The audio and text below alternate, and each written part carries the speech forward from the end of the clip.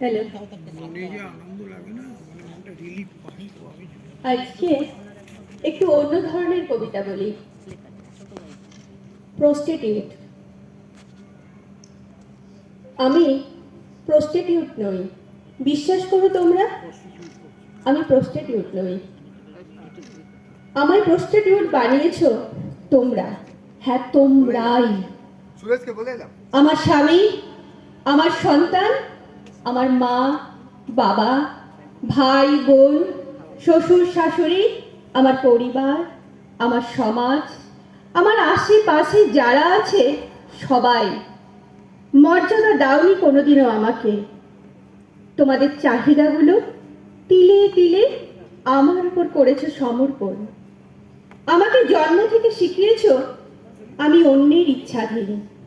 আমার শরীর, মন অন্যের ভোগ্যবস্তু।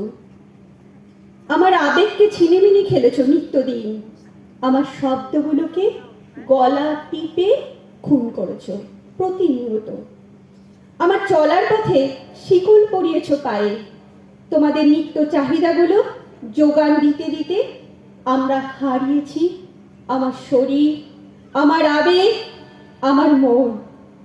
আমি নিস্তব্ধ হয়েছি বারবার, কিন্তু একবার থমকে দাঁড়াওনি তোমরা। এক মুঠো ভাতের খোঁজে গলা ধাক্কা দিয়ে মাঝ রাস্তায় আমাকে করেছো বেআব্রু। হাত কাঁপেনি তোমাদের, অট্টহাস্যে করেছো আনন্দ উপভোগ। প্রতি পলে রক্ত ঝরেছে আমার, তাকিয়ে দেখোনি কোনোদিন। শুধু দেখেছো আমার রূপ, দেখেছো আমার যৌবন। বিক্রি করেছো আমার ভালোবাসা, প্রেম। বোঝনি আমার না বলা কথাগুলোকে। বোঝনি একটা মেয়ের জীবন্ত লাশে পরিণত হওয়ার অকৃত্রিম কাহিনী। যে সমাজের বুকে দাঁড়িয়ে তোমরা বড়াই করো আমিত্বে, ঐশ্বর্যে, দাম্ভিকে, অহংকারিত্বে, সেই সমাজের যুপকাষ্টে নারীকে করেছো কলঙ্কিত। তাকিয়ে দেখো আজ এই 20তম শতাব্দীতে দাঁড়িয়ে নারীকে মরে প্রমাণ করতে হয় আজও সে মরেনি। সে তোমাদের বোন, মেয়ে, মা, স্ত্রী, বন্ধু।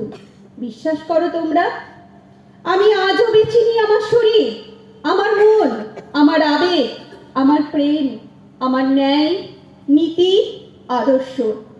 আমি বেঁচেছি তোমাদের চাহিদা, তোমাদের অহংকার, তোমাদের আমিত্ব, আমার দায়বদ্ধতা। তোমাদের কালো রাতের আড়ালে লুকিয়ে থাকা নবরূপী মুখোশগুলোকে। হ্যাঁ, বিশ্বাস করো, আমি বেঁচেছি তোমার চতুর চাহনিকে। বেঁচেছি ঈর্ষা, দাম্ভিকতা, মিথ্যাচার, লালসা, প্রলোভনকে। আমার সততাকে, সরলতাকে আর ন্যায় পরায়ণতাকে বেচতে দেয়নি। সে যে সুজলাম সুফলাম শস্য শ্যামলা মা তারাম। নমস্কার।